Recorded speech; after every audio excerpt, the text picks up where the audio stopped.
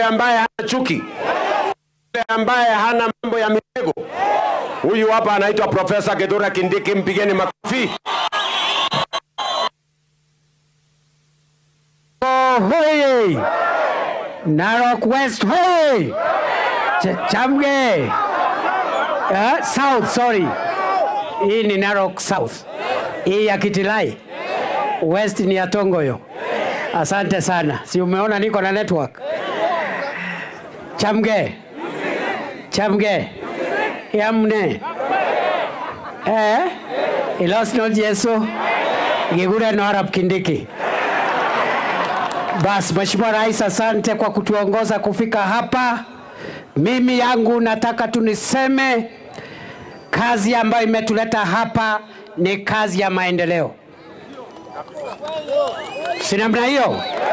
Si umesikia Rais amesema amekuja hapa Narok tangu jana.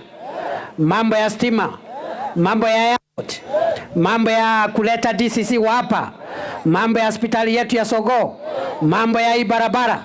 Hiyo ni maendeleo, si maendeleo? Sio maendeleo, si maendeleo. Hiyo ni kazi ya wananchi ama ni kazi ya siasa?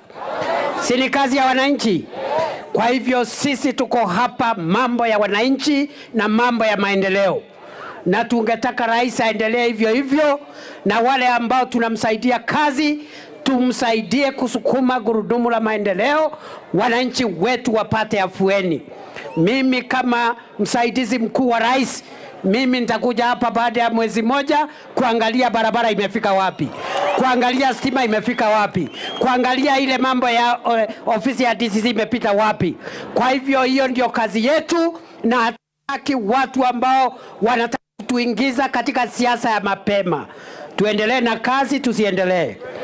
Tuendelee na kazi. Nisaidie Rais kusukuma kazi.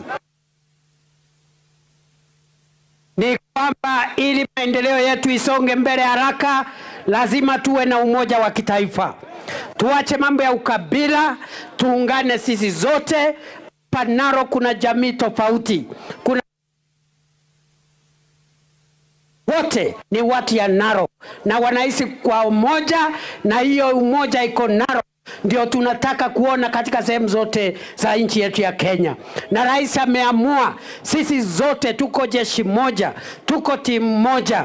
Tuko hapa na gavana wetu Ntutu, tuko na wabunge wetu, tuko na Senator Ole Kina. Sisi zote ni jeshi moja ili tuharakishe maneno yetu ya maendeleo.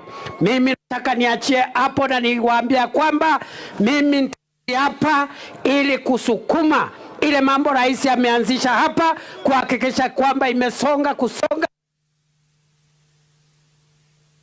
Wakati wa campaign tutamenyana na wale watu wa ukabila, wale watu wa migawanyiko watakiona siku hiyo. Kwa hivyo sasa watulize boli. Tuendelee tusiendelee?